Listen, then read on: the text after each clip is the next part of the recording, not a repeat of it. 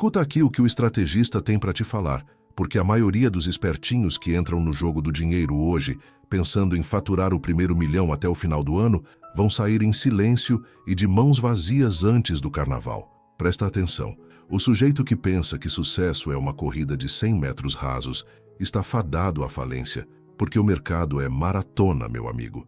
E só dura quem tem pulmão e, mais importante, quem tem caixa. Eu nunca quis ganhar rápido, eu quis durar. E essa é a primeira lição que separa o visionário, que constrói um império, daquele que abre uma barraquinha de limão espremido, que some na primeira chuva. Quando você quer ganhar rápido, você ignora a fundação. Você ignora o balanço patrimonial, o endividamento de curto prazo e, o mais crucial de tudo, você não constrói um colchão de liquidez. A turma da internet adora falar de escalabilidade, mas não sabe o que é ter bala na agulha para segurar a barra por 18 meses se o Brasil parar. Eu que comecei vendendo caneta na rua, aprendi na prática que ter o capital de giro ajustado é ter uma carta na manga, para quando o dólar subir ou para quando o governo mudar as regras do jogo. O baú da felicidade, por exemplo, não era só um show de prêmios, era uma máquina de antecipação de receita, garantindo o fôlego financeiro para que, se o SBT tomasse um susto, a gente não precisasse fechar as portas e humilhar o nosso público.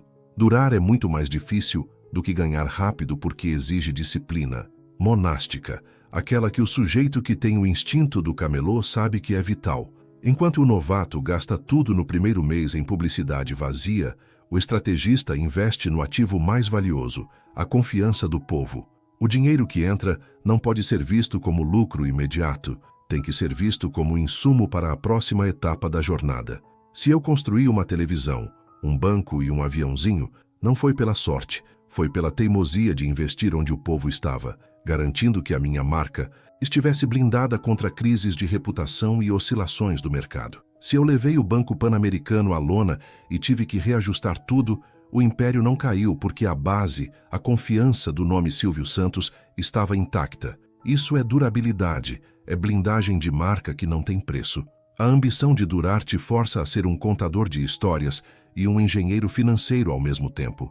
Você tem que ser implacável com as contas, entender o fluxo de caixa como se fosse o ritmo do seu próprio coração, mas jamais perder a coragem e a visão de futuro. Quem dura não tem medo de pivotar, de mudar o produto, de trocar o apresentador ou de relançar um título de capitalização. Ganhar rápido é para amadores, durar é para quem entende que o verdadeiro patrimônio é a vontade inquebrável de acordar todo dia e perguntar: o que o meu cliente quer que eu faça por ele hoje? Essa é a mentalidade do império, meu amigo. Prepare-se, porque aqui a gente não ensina a ganhar dinheiro. A gente ensina a construir uma fortaleza que o tempo não destrói. O pessoal tem uma pressa danada. Quer ficar milionário na virada do mês, quer atalho, quer a fórmula mágica do enriquecimento. Isso é pensamento de amador, de quem joga o dinheiro na roleta e espera que a sorte bata 2 vezes. Eu vou dizer uma coisa que aprendi vendendo capa de banho na balsa, depois canetas no navio.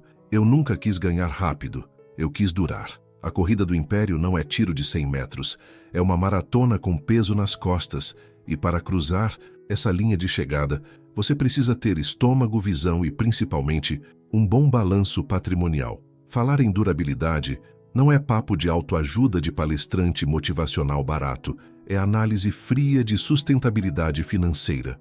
Enquanto o mundo busca a viralidade do momento, você tem que estar focado em construir pilares que não balancem quando a tempestade chegar. O que eu chamo de instinto do camelô, a turma da faculdade chama de market sensing, de identificar a demanda latente. É cheirar o ar e saber o que o povo quer, antes que o povo saiba que quer. Quando eu via o povo na rua, eu não via consumidores, eu via necessidades não atendidas. Isso é a verdadeira identificação de oportunidade, é encontrar o nicho vazio, onde ninguém mais olhou porque estavam ocupados demais correndo atrás do ouro que já estava sendo minerado. A oportunidade real se esconde onde há atrito. O baú da felicidade nasceu porque o povo queria sonhar, mas não tinha dinheiro para pagar à vista. O que fizemos? Pegamos a aspiração, transformamos em carnê e garantimos que a fidelidade desse cliente criasse um fluxo de caixa recorrente. Isso, meu amigo, é o ouro operacional. Ter o dinheiro entrando de forma previsível, mês após mês, como uma assinatura paga no boleto, é o que garante a saúde do seu negócio. É o que permite ao SBT ter fôlego para investir em nova programação, mesmo que o concorrente tenha dado um golpe de sorte no Ibope. O instinto do camelô ensina que o fiado, quando bem gerenciado e pago em prestações, é o seu melhor ativo de longo prazo. Não é o grande lucro de hoje que te sustenta, é a pequena e constante entrada de dinheiro de amanhã. O segredo de durar é ter múltiplas pernas, é a diversificação que te protege. O empresário que dura é aquele que pratica o hedge. Hedge não é uma palavra chique, é ter uma carta na manga para quando o dólar subir, a inflação explodir ou o seu setor principal enfrentar uma crise.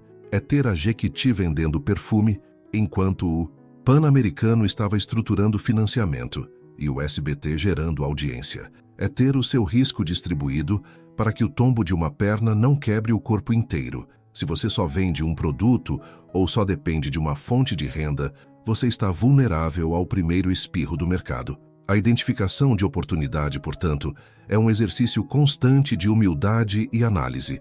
O camelô é humilde porque sabe que precisa do povo e é analítico porque sabe exatamente quanto custa o aluguel do espaço na calçada. Traduzindo isso para o império, use a sua análise SWOT, as forças, fraquezas, oportunidades e ameaças, mas não deixe essa análise engessar a sua coragem. O mercado financeiro pode te dar os números, mas é o instinto que te diz a hora certa de arriscar o capital próprio. Eu arrisquei no SBT quando ninguém acreditava em fazer um canal novo no Brasil, porque eu vi o vazio.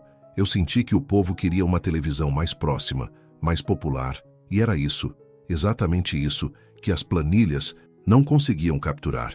Para durar, você precisa ter uma reserva de liquidez gorda. Esse é o seu colchão. É o dinheiro que não está investido no ativo de risco.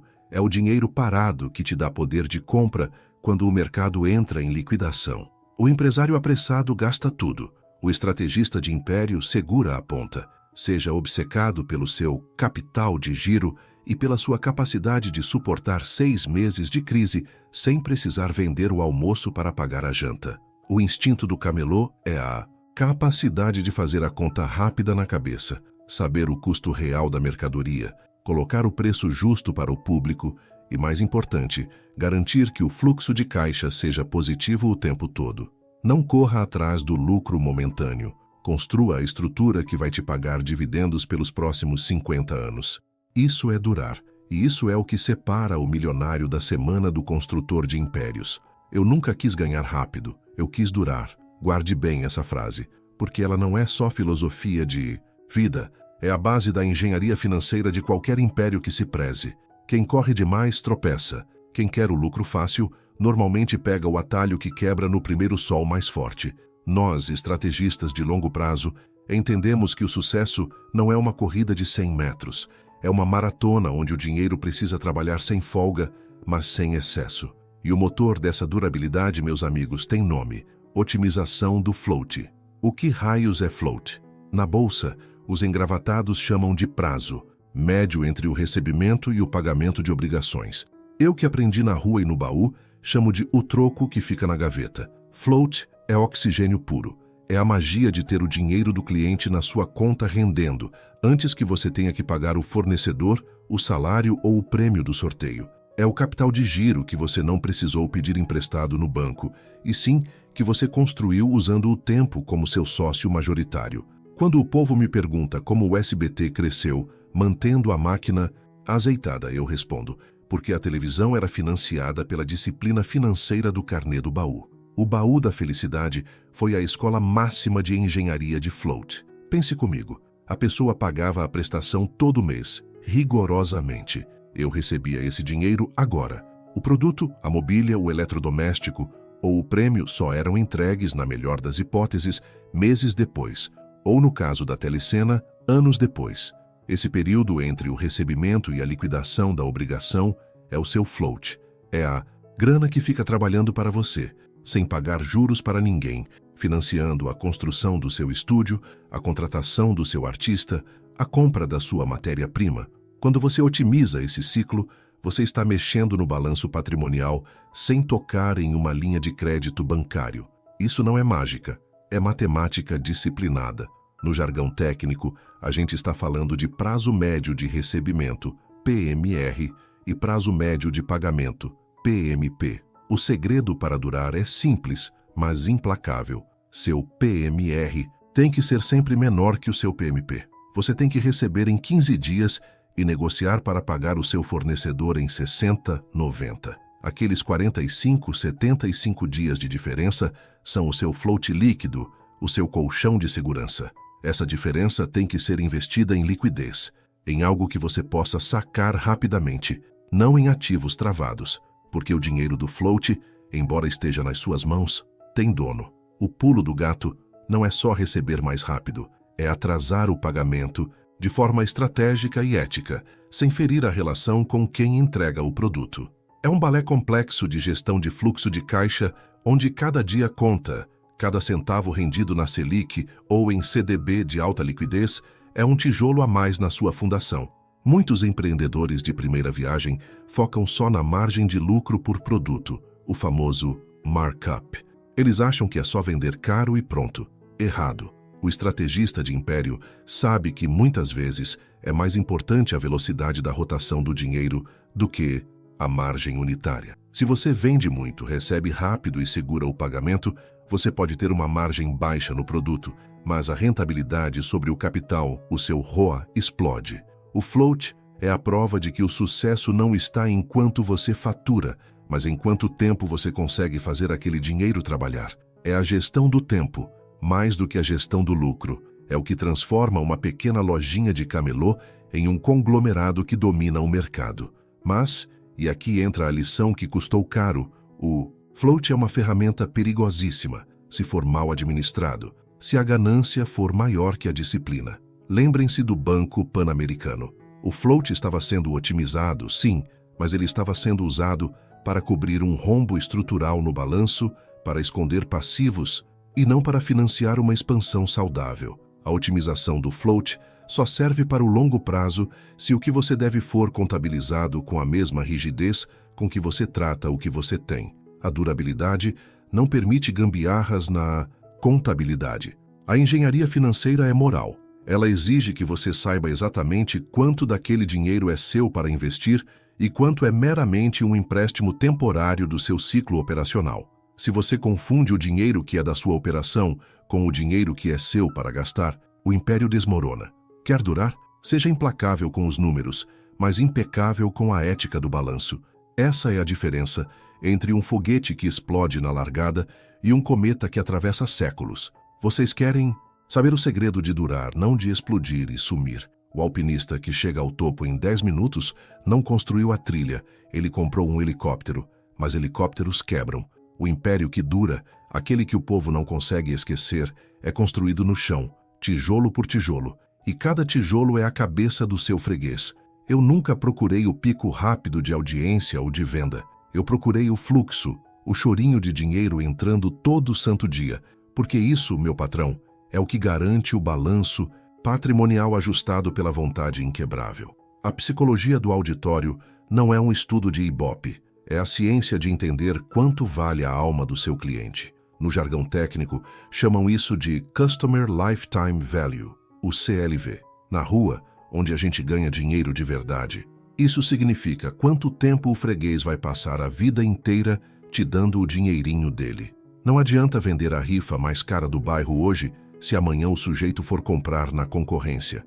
Você precisa de um contrato de longo prazo com a emoção do seu povo. A fidelidade é a única hedge que funciona contra a recessão. Ter uma carta na manga não é sobre guardar dinheiro no colchão, é garantir que o dólar suba ou caia. O freguês vai te procurar primeiro. O baú da felicidade não era um programa de prêmios, era a materialização da psicologia da antecipação e da recorrência. Eu dava ao povo o carnê, um papel simples, para que ele pagasse mensalmente um valor irrisório. O lucro do baú não estava na margem da venda, estava na perenidade da relação. O cliente pagava um valor fixo, disciplinado, porque sabia que eu, Silvio Santos, estava guardando o sonho dele. Isso é gestão de fluxo de caixa baseada na confiança. Você retira o custo psicológico da decisão de compra. Ele não decide se vai comprar. Ele só decide quando vai buscar o prêmio que ele já pagou. Isso é controle estratégico do comportamento do consumidor, transformado em ativo circulante. A fidelização se sustenta na reciprocidade. Quando eu dou ao auditório um prêmio, eu não estou jogando dinheiro fora. Estou investindo no meu brand equity, no capital de marca. O povo precisa sentir que está ganhando de volta, que o entretenimento é um contrato de trabalho onde eles são pagos em diversão e prêmios por me darem o ativo mais valioso de todos, a atenção. Isso é o que separa o empresário que some do estrategista de império. O estrategista entende que o lucro precisa voltar em forma de sonho. Você faz o dinheiro girar no seu ecossistema, garantindo que a saída seja sempre um caminho de volta. E o que acontece quando a casa quase cai, como aconteceu com o Banco Pan-Americano? Vocês viram o perigo de perto. Ali não foi um problema de gestão de prêmios, foi uma crise de integridade. A confiança, que é o ativo intangível mais valioso, foi ameaçada. Naquele momento, o técnico e o motivacional se unem. Você precisa de disciplina para corrigir a falha contábil. O balanço tem que fechar, e limpo. E você precisa de coragem para olhar no olho do seu auditório e dizer: eu sou o responsável, eu pago a conta, e a minha palavra vale mais do que qualquer dívida. Essa atitude é o resgate do goodwill, do valor residual da marca na cabeça do povo. O público perdoa o erro, mas nunca a desonestidade covarde. O SBT, como plataforma, é o estudo diário da psicologia da recorrência. Eu não criei um formato, eu criei uma rotina. O que fideliza não é o programa novo, é o bom domingo legal, estar lá, todo domingo, como o feijão com arroz na mesa do brasileiro. A rotina gera conforto, e o conforto gera lealdade. O segredo de ter uma audiência fiel é nunca cansar de dar o que ela espera, mas sempre com um tempero novo. É o balanço entre o risco e a segurança. É ter o instinto de camelô, sabendo que a barraca deve estar sempre no mesmo lugar. Mas a mercadoria tem que mudar antes que o freguês enjoe. Lembrem-se, a duração é o único indicador real de sucesso. Não queira ganhar rápido. Isso é coisa de amador que não sabe calcular o custo de aquisição de cliente e nem o CLV. Você precisa de um império que consiga atravessar governos, crises e modismos. E para isso, a sua fundação não pode ser feita de capital volátil, mas sim de laços emocionais inquebráveis com o povo. Você não vende um produto, você vende uma promessa de vida melhor. E essa promessa precisa de parcelas mensais, pagas com a atenção e o suor do seu público. Essa é a verdadeira estratégia de fidelização do estrategista de império. O dinheiro entra quando a alma se conecta. Avancem. O sujeito que quer ganhar dinheiro rápido, ele não está construindo um negócio, ele está jogando na loteria. E eu não sou de loteria, eu sou de carnê. Eu nunca quis ganhar rápido, eu quis durar. E para durar nesse Brasil, que é um campo minado de incertezas, você precisa entender de gestão de risco, que na linguagem do povo significa ter sempre um plano B, C e D. E nunca gastar o dinheiro que ainda não entrou. Isso é a fundação de qualquer império, seja ele de cosméticos, de empréstimos, ou a concessão de televisão, que é a cereja do bolo, e ao mesmo tempo, o maior abacaxi regulatório que existe. A gestão de risco na prática começa no baú da felicidade. Quando eu comecei a vender os carnês, o que eu estava fazendo não era apenas uma venda, era a criação de uma máquina de fluxo de caixa recorrente, previsível e diversificado. O maior risco operacional de qualquer empresa é a sazonalidade e a dependência de um único cliente ou produto. O carnê, com o seu valor pequeno e o pagamento mensal, pulverizava esse risco. Mesmo que 10 mil clientes parassem de pagar, os outros 500 mil continuavam girando a roda. Isso garante liquidez. Liquidez, para quem não sabe, é ter dinheiro vivo no caixa para pagar as contas de amanhã, sem ter que vender o patrimônio na bacia das almas.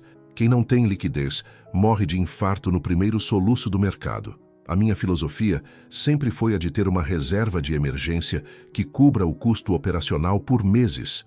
Um verdadeiro colchão de segurança. Uma carta na manga para quando o dólar disparar ou o governo mudar a regra do jogo debaixo do seu nariz. No negócio de televisão, o risco é de outra natureza. A concessão de TV não é uma propriedade sua, é um contrato de aluguel social com o Estado. O maior risco não é perder dinheiro, é perder a licença para operar. E essa licença só se mantém de duas formas: pelo compliance regulatório, o famoso fazer a lição de casa e manter todos os papéis limpos para o fiscal e, mais importante, pela licença social. Se você perde a audiência, você perde a relevância. Se você perde a relevância, o seu canal vira um estúdio vazio e aí o governo não tem mais interesse em renovar a sua concessão. O risco na TV, a gente gerencia com o microfone aberto e o olho no auditório. A gente não pode dar um passo que o telespectador não queira, senão ele desliga a máquina. A gestão de risco do SBT está no meu instinto de camelô. Se o povo não comprou a ideia na primeira rodada, troca o produto na hora. Eu não espero a pesquisa sair, eu vejo a cadeira vazia. Essa é a análise de risco mais rápida e eficiente que existe. A concessão de TV é um ativo de capital intensivo que exige investimento constante em tecnologia e conteúdo. Esse investimento é um risco se o retorno for incerto. Eu sempre investi, mas sempre com o pé no freio. O Pan-Americano foi a prova de fogo. O problema lá não foi o mercado, foi a governança, que é a estrutura interna para garantir que ninguém esteja roubando o dinheiro por baixo do pano. A falta de controle interno é o risco que quebra a empresa mais rápido do que qualquer crise econômica. Quando o rombo apareceu, o que segurou o império? Não foi o valor contábil das antenas, foi a marca, a reputação e a confiança que eu construí durante décadas. Eu coloquei o meu patrimônio pessoal em risco para cobrir o buraco e garantir que o baú, o SBT e a telecena continuassem funcionando sem que o povo sentisse o baque. Isso não é só gestão financeira, é honradez, é o ativo intangível de não dever nada a ninguém. A moral da história para quem quer durar é simples. Construa seu negócio baseado na previsibilidade e na capacidade de absorver o choque. O sujeito que busca o lucro explosivo está buscando o estouro da boiada, e a boiada depois se espalha e não volta mais. Eu, ao contrário, construí uma cerca forte. Gestão de risco não é só ter seguro, é ter processos à prova de falha, é ter um capital de giro que te permita sobreviver um ano sem faturamento, é ter uma marca tão sólida que quando o erro interno acontecer, porque ele vai acontecer, somos humanos, o povo ainda confie no seu nome para resgatar a operação. A concessão de TV, assim como qualquer grande negócio, é um jogo de paciência. Você não está plantando para colher na semana que vem. Você está plantando uma floresta que tem que durar 100 anos. E para isso, você tem que saber onde pisa e ter a coragem de ser o primeiro a admitir o erro e colocar o seu nome na reta para consertar o estrago. Essa é a essência do império que dura. Humildade técnica e vontade inquebrável. Presta atenção, moleque. Você chega na minha mesa querendo saber o segredo da longevidade. O segredo é um só. Eu nunca quis ganhar rápido, eu quis durar. Ganhar rápido é para quem aposta na loteria. Durar é para quem acorda cedo, bate perna e sabe que a melhor garantia é a próxima parcela que entra. O estrategista de império não confia em pico de faturamento, ele confia em esteira, rolante de dinheiro. Isso é diversificação. E se você não tiver isso, seu império é de papelão. A turma do escritório de vidro adora falar em asset allocation e risk management. Isso não é mistério, é instinto de camelô turbinado. No meu tempo, a gente chamava isso de não ser refém de um único balcão. Se a chuva vier e estragar a barraca do guarda-chuva, você tem que ter a barraca do lanche funcionando do outro lado da rua. É assim que a gente constrói um balanço patrimonial que suporta qualquer vendaval. Diversificar é construir várias pequenas máquinas de fazer dinheiro que não dependem uma da outra para respirar. Quando a economia aperta e a publicidade na televisão, SBT, dá uma oscilada, o aluguel dos meus imóveis continua caindo na conta. Isso não é sorte, é estrutura. Vamos ao primeiro pilar, o baú da felicidade. Muita gente acha que o baú era só uma loja de carnês. Que nada. O baú foi o motor que me deu o capital de giro para comprar o SBT e me blindar dos banqueiros. Ele era um fluxo de caixa previsível e constante. Aquele dinheiro entrando todo mês, antes do produto ser entregue, era o que chamamos de float, ou o sangue novo entrando na veia do negócio sem parar. Enquanto o SBT era um ativo de altíssimo risco e alto retorno, o baú era a âncora de segurança. o ativo de baixo risco e previsibilidade. A diversificação, nesse caso, não era apenas ter lojas e TV, mas ter ativos com correlações diferentes. Se a TV ia mal, o carnê continuava sendo pago. Por quê? O sonho do povo em ter um fogão novo era maior que a crise política. Entenderam a magia? O sucesso está em dar ao povo o que ele quer e garantir que esse desejo pague a conta de luz do seu próximo grande investimento. Agora, o jargão mais importante para você que quer durar. Hedge. Hedge é o que os engravatados chamam de proteção de risco. Eu chamo de ter a carta na manga para quando o dólar subir ou os juros apertar. Não dá para deixar o caixa da sua empresa vulnerável a uma canetada do governo. A diversificação de ativos é o seu hedge natural. Ter um braço no varejo, um no entretenimento e outro no mercado imobiliário é o seu escudo. Quando uma área sofre, a outra segura o tranco. O erro dos aventureiros é apostar tudo num só mercado, achando que a maré alta dura para sempre. A maré baixa chega, e ela arrasta quem não fincou raízes profundas em diferentes tipos de solo. E não pensem que essa jornada é só de flores. O caso do Banco Pan-Americano serve de lição de mestre, e não de derrota. Ele mostra que a diversificação precisa de fiscalização implacável em todas as pontas. Você pode ter 10 negócios, mas se a governança de um deles for falha, a contaminação é sistêmica. Quando você cresce, você não pode simplesmente delegar a alma do negócio. Você precisa de sistemas robustos, de auditoria que funciona e de gente leal que não te passe a perna. É o balanço entre a coragem de expandir, o visionário, e a obsessão pela checagem de cada parafuso, o mentor implacável. O meu erro ali foi confiar demais na estrutura e de menos no instinto de camelô que sempre me disse para olhar o troco. Para você, que está começando na rua ou na sua primeira loja, a diversificação é ainda mais vital. Ela começa no produto. Não venda só o chocolate, venda o refrigerante junto. Não venda só o serviço, venda a manutenção recorrente. Diversifique canais. Não seja refém só da loja física. Venda online, venda pelo WhatsApp, venda na feira do bairro. Seu maior ativo não é o estoque, é a sua reserva de caixa, a sua liquidez. Guarde dinheiro em investimentos seguros, o famoso dinheiro para segurar o mês ruim, que é o seu fundo de reserva. Isso é o que te permite durar. A loja do concorrente fecha na primeira crise de caixa. Você sobrevive porque seu fluxo de caixa vem de 3 lugares diferentes e você tem a reserva para aguentar o tranco de 6 meses sem vender uma agulha. Não confunda ousadia com burrice. Eu fui ousado ao transformar um carnê em um canal de televisão, mas eu fiz isso com a certeza de que o carnê já estava pagando a conta. A diversificação não é para diluir seu foco, é para multiplicar sua resiliência. Você quer ser a estrela cadente que brilha forte por um verão e depois some? Ou você quer ser o sol que nasce todo dia, pontualmente, aquecendo o império por décadas? Eu escolhi o sol. E para ser o sol, você tem que ter energia em várias fontes. Pense em longevidade, pense em fluxo de caixa, pense em Silvio Santos. Construa o seu império tijolo por tijolo. E não esqueça de colocar uma carta na manga para o dia de amanhã. Essa é a única forma de garantir que a alma do negócio continue viva. Vai lá e faz. O jogo, meus amigos, não é sobre ganhar o prêmio máximo hoje, mas sobre nunca sair do ar. Eu nunca quis ganhar rápido. Eu quis durar. Durabilidade é o nome do império, e ela só acontece quando você transforma o custo da folha de pagamento no capital da sociedade. Preste atenção, porque o balanço não mente. O funcionário que só pensa no salário é um passivo. O colaborador que pensa no caixa da firma é um ativo que te coloca no azul de janeiro a janeiro.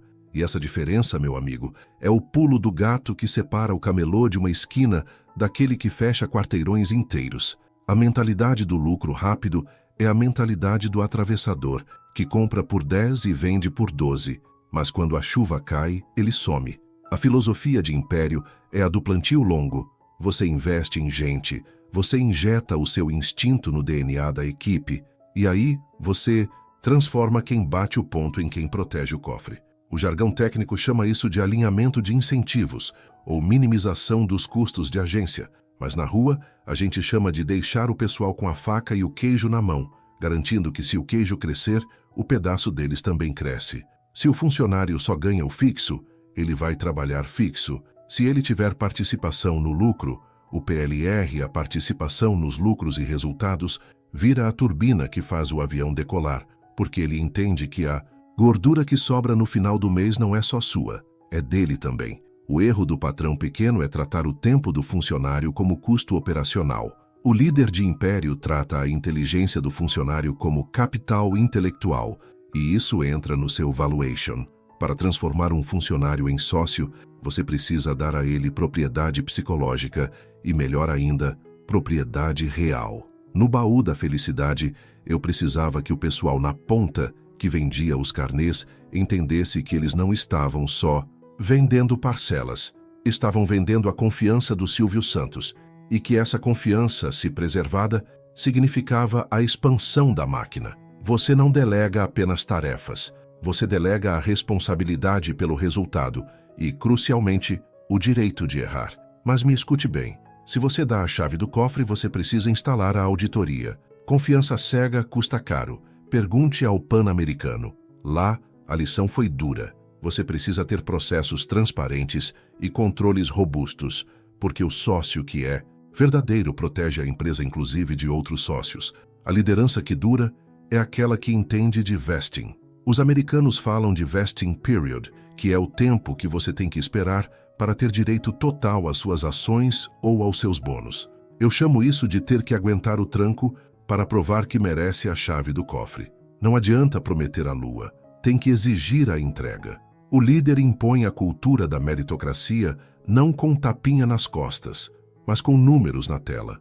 A meritocracia não é um discurso motivacional, é uma cláusula contratual que vincula o bônus ao EBITDA ajustado. Essa é a diferença entre um salário extra e um dividendo. O dividendo te faz pensar a longo prazo, te força a ter uma carta na manga para quando o mercado virar, ou seja, te força a fazer o seu próprio hedge contra a instabilidade.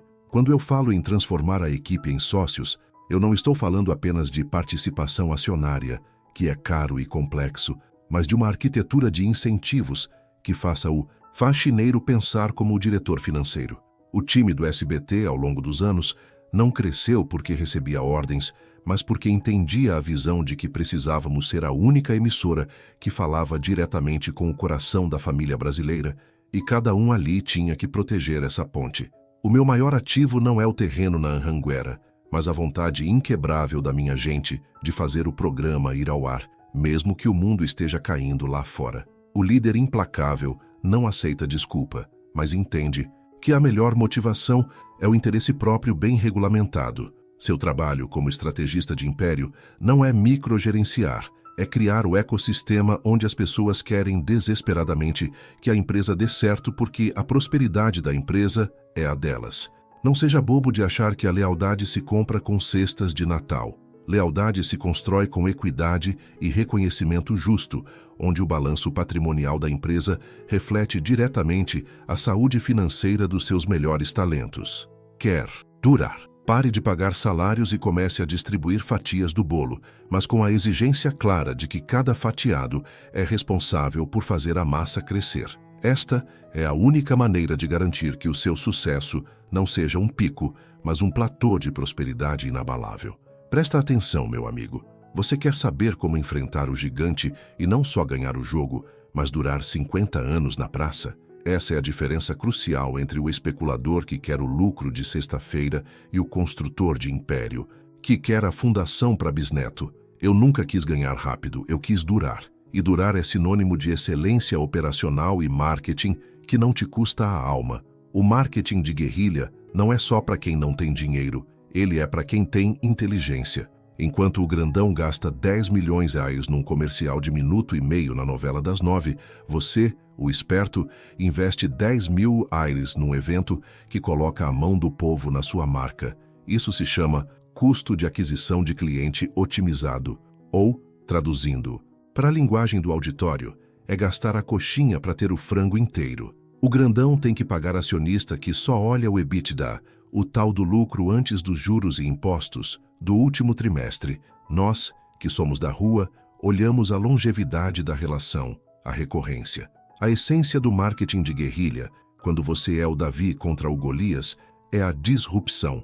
Você não compete onde o Golias é forte. Se o gigante tem a melhor produção de conteúdo, você tem a melhor conexão emocional. Quando a gente começou o SBT contra a Globo, não podíamos ter a mesma qualidade de cenário, mas podíamos ter mais emoção, mais contato, mais dinheiro na mão do povo. A Globo investia na dramaturgia. Nós investíamos no domingo inteiro de auditório, na Porta da Esperança, no aviãozinho. Isso não é só entretenimento, é um estudo de penetração de mercado.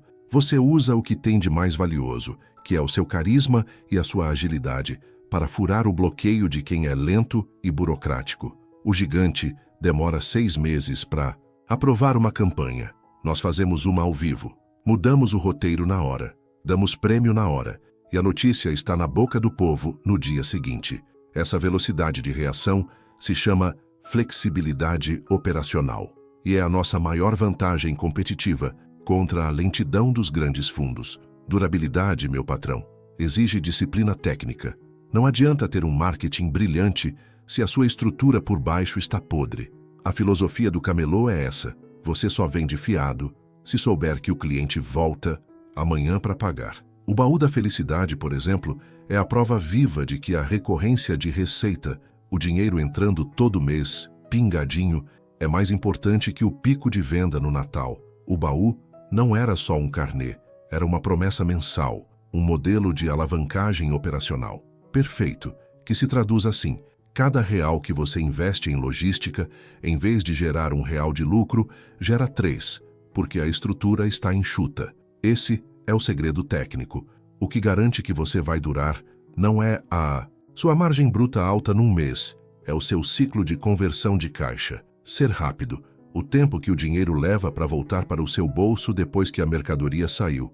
Eu quero que o dinheiro gire rápido, alimentando o caixa para que eu tenha munição para a próxima guerrilha. E aqui entra a parte que separa os meninos dos homens: gerenciar o erro e manter o goodwill. Você nunca vai durar se não souber cair e levantar. O caso do Banco Pan-Americano foi um soco no estômago, um buraco que faria qualquer outro empresário fechar as portas e fugir para a Suíça. Mas por que a roda não parou de girar? Porque o valor do nome, o goodwill, o crédito que o povo te dá por ser quem você é, era maior do que o rombo. O goodwill não está no balanço patrimonial, ele está no coração do cliente. Quando você enfrenta um problema técnico gigantesco, como foi aquele desajuste contábil, você não corre. Você assume a dívida de confiança e paga. Eu vendi a Jequiti? Não. Eu vendi o SBT? Não. Eu garanto o pagamento.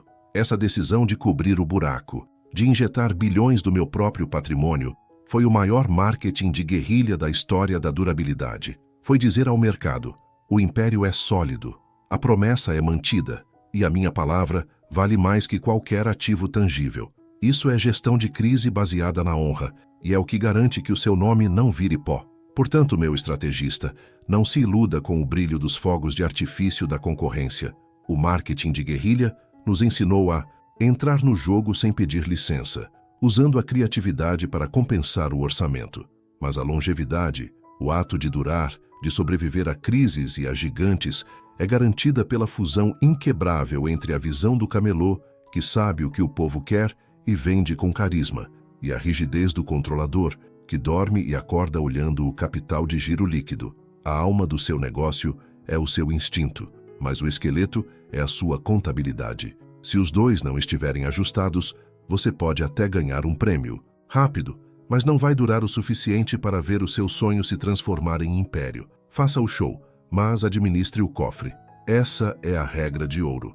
Meu amigo, escuta bem o que eu vou te dizer. O sujeito que entra no jogo dos negócios querendo ganhar rápido é igual a fogo de palha, barulhento na subida e cinza antes do almoço. Eu nunca quis ser meteoro, eu quis ser o sol. E para ser o sol, meu filho, você precisa de 2 coisas que caminham juntas: resiliência, que aguenta o tranco, e a palavra que não quebra, que é o capital mais valioso de qualquer império. A resiliência, no dicionário dos engravatados, é quando o seu balanço patrimonial tem gordura para queimar e não cai na primeira crise. Na linguagem do povo, resiliência é ter a coragem do camelô que não fecha a barraquinha quando o tempo vira. Ele só muda de calçada e vende sombrinha. Quando o mercado aperta e a taxa Selic sobe feito foguete, A molecada desesperada quebrou porque estava alavancada demais.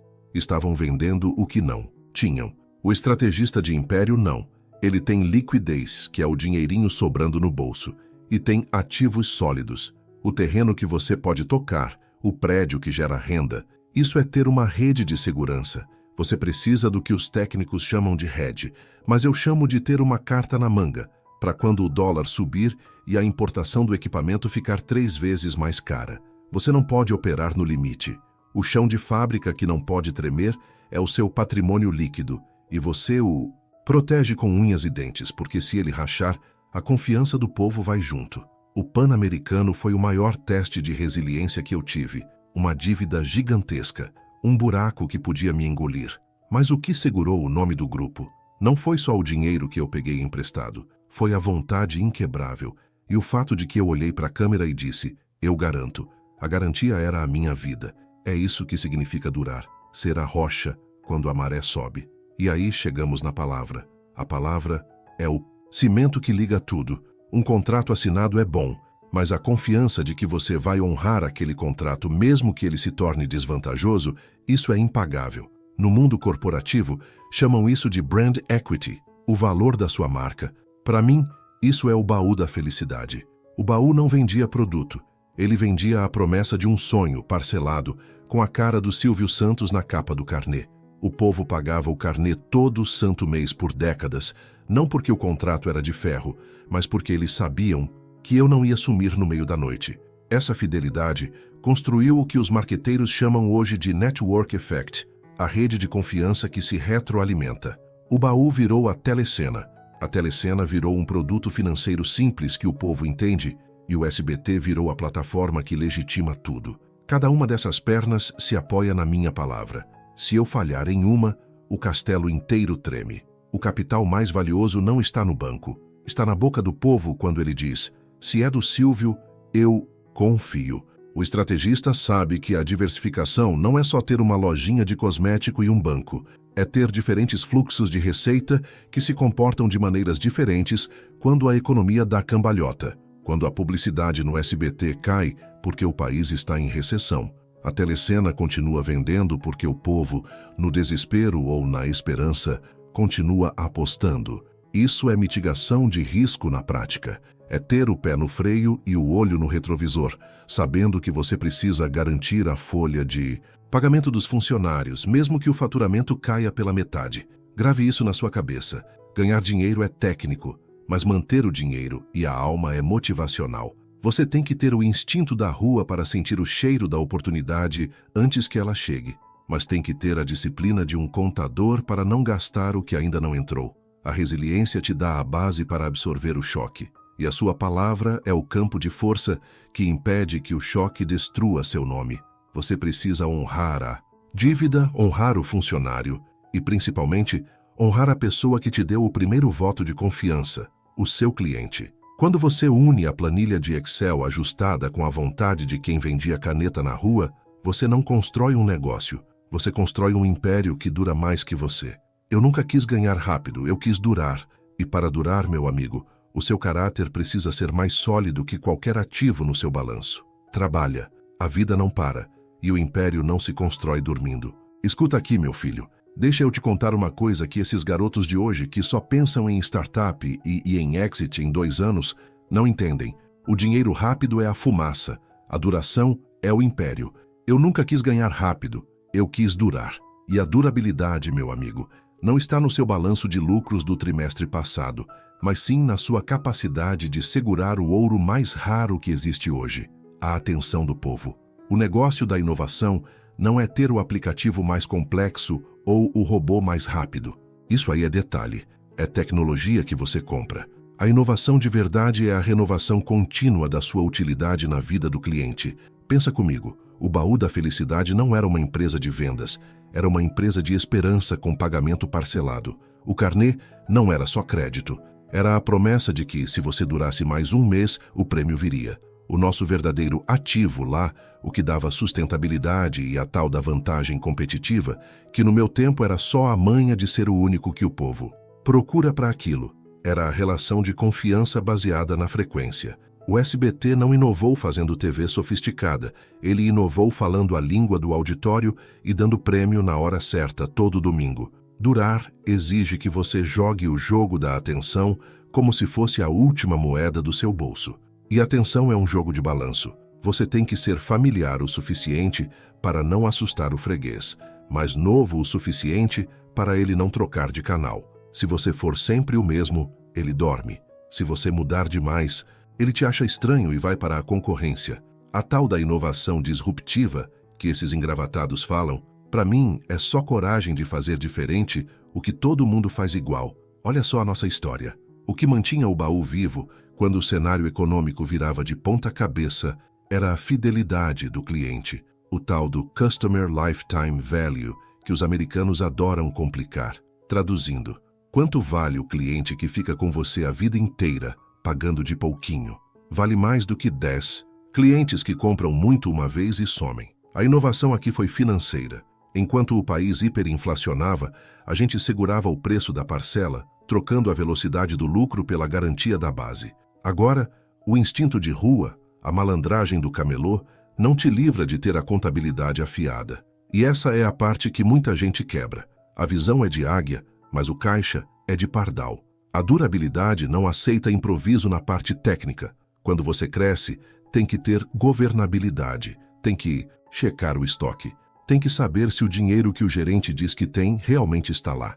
A história do Banco Pan-Americano, que foi a grande porrada que eu tomei na vida, serve para provar que mesmo o maior visionário, se não tiver a vigilância técnica funcionando no zero, corre o risco de perder a casa. O erro não foi na visão do negócio, que era dar crédito para quem não tinha, mas na due diligence, a checagem detalhada, o conferir do estoque e do caixa todo dia, não só quando a luz apaga. O estrategista de império sabe que a inovação mais importante é a inovação da governança interna. É ter o hedge, a carta na manga para quando o dólar subir ou o juro apertar, não só no mercado, mas nas regras da casa. Você pode ser o cara mais visionário do mundo, mas se o seu controle de risco não for implacável, você não dura, você vira estrela cadente. O meu segredo de durabilidade, e essa é a aula que eu te dou. Misture o técnico com o humano. A inovação do SBT é saber que o auditório quer participar, quer o prêmio, quer se sentir visto. O seu negócio pode ser de inteligência artificial, mas se você não souber o que o povo quer, a emoção, o atalho, a facilidade, você vai ter só um monte de código caro e inútil. Durar é inovar no seu relacionamento com o cliente, fazendo ele se sentir seu convidado mais especial, todo dia, por 50 anos seguidos. A inovação é ser útil sempre. Vai lá e faz, mas faz direito, olhando o calendário daqui a 50 anos. Presta atenção, meu amigo. Você nunca vai durar se só olhar para o lucro da semana que vem. Eu nunca quis ganhar rápido, eu quis durar. E durar é um cálculo mais difícil do que só vender bem.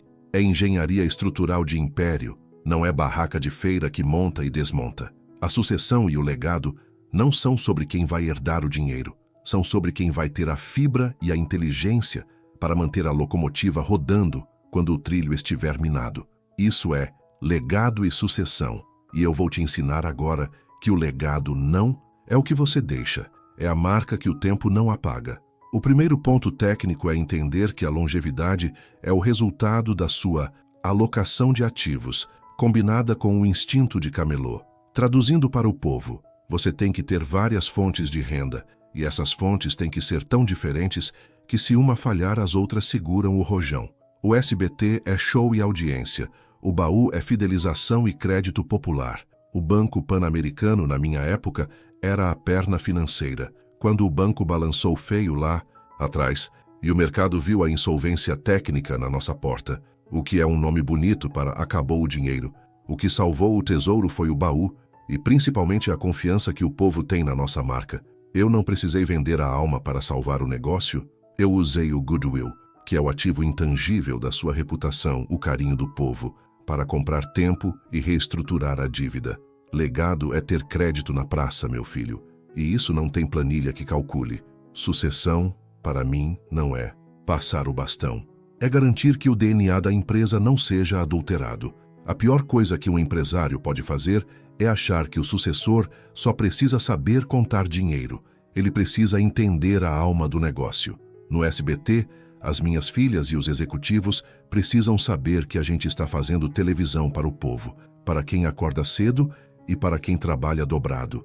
Se elas começarem a fazer programa pensando só no que a elite acha elegante, o império desmorona em 6 meses. A sucessão exige que você prepare a nova geração para ter o mesmo foco no cliente que você tinha quando estava vendendo na Praça da Sé. Isso se chama transferência de cultura organizacional e não pode ser terceirizado para consultoria chique. E aí entra a parte da coragem, porque você não pode deixar um negócio duradouro sem ter uma boa gestão de risco. Ninguém vai durar se não souber identificar a ameaça antes que ela se torne um furacão.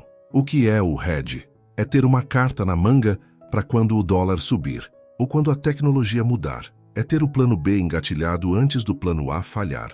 Eu sempre tive medo do tempo e da acomodação, e é por isso que um negócio precisa ser tão dinâmico que ele se renova enquanto você ainda está no palco. Eu forcei o SBT a ser leve, a mudar rápido, porque a rigidez corporativa é a inimiga número 1 da longevidade. Uma empresa pesada não consegue se mover quando a maré vira. Você precisa ter a estrutura enxuta, que é a empresa que não gasta com o que não dá. Resultado para o cliente, focando a energia onde o público está. Para quem busca o legado, o balanço patrimonial tem que estar sempre em ordem, mas ele precisa estar temperado com a chama da vontade. O meu legado não é só um conjunto de prédios e concessões. É a prova de que um menino que vendia caneta na rua pode construir um império baseado na alegria e na confiança. Quando você olha para a frente, o que garante a sua sucessão não é apenas o fundo de reserva que você acumulou, mas sim a capacidade dos seus herdeiros de continuarem apaixonados pela audiência, de manterem o instinto de quem sabe que o cliente é a única razão de estarmos aqui. A sucessão é o teste final da sua liderança. Se a empresa continua vibrando na sua ausência, você construiu uma máquina autossuficiente. Se ela para, você construiu apenas um pedestal para o seu ego. Eu construí uma roda que gira para sempre, porque eu ensinei que o espetáculo não pode parar. E essa lição vale mais do que qualquer participação acionária. Ganhar rápido é sorte, durar é estratégia de império. É essa a lição que eu deixo para quem quer ter um negócio que seja maior que a própria vida. Durar é a palavra de ordem. E se você chegou até aqui pensando que o sucesso é aquela explosão meteórica que vemos na internet, eu digo, você está olhando para a fumaça, não para o lastro.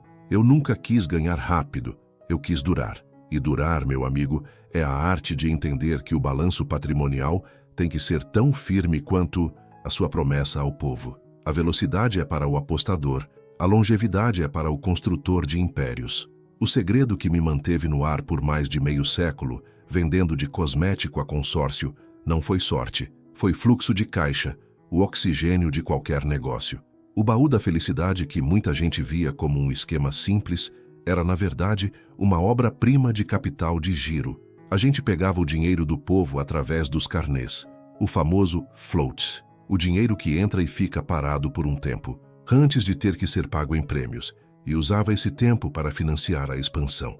O povo comprava o sonho, e nós usávamos o dinheiro da esperança para construir tijolos de verdade.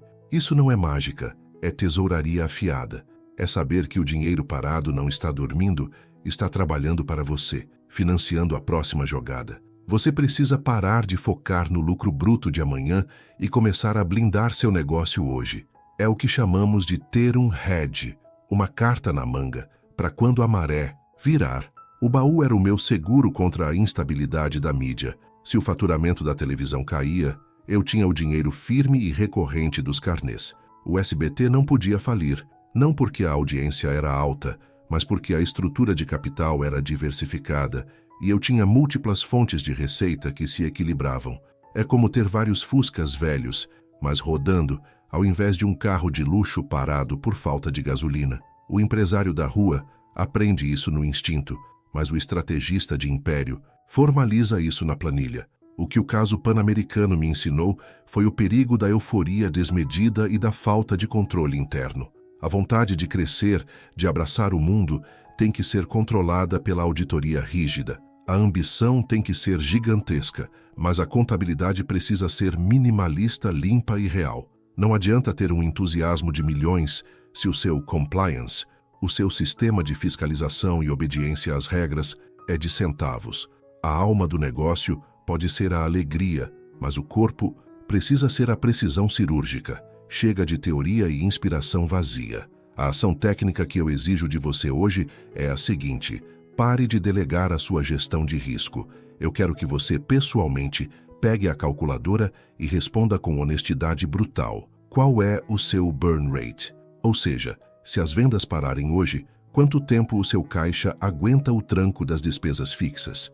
Se a resposta for menos de 6 meses, você não tem um negócio, tem uma aposta de alto risco. Sua missão imediata é cortar gordura e aumentar essa reserva de emergência, que no mundo dos negócios chamamos de liquidez de curto prazo. Você precisa ter capital disponível, líquido como água, para aproveitar a oportunidade que só aparece quando todos os outros estão desesperados. Sucesso é essa mistura: a coragem de um camelô que vende na chuva e a disciplina de um contador que não deixa escapar um centavo sequer. É a vontade de entreter e a obrigação de rentabilizar. É entender o povo, dar o que ele quer e, ao mesmo tempo, ter a estrutura de capital tão robusta que nenhuma crise te derrube. Durar é muito mais difícil do que ganhar rápido. E a durabilidade não se compra com dinheiro, se constrói com rigor. A minha pergunta, que vale R$1 milhão e o futuro do seu império, é: você está disposto a trocar a satisfação imediata do lucro do dia pela responsabilidade implacável de se tornar inquebrável?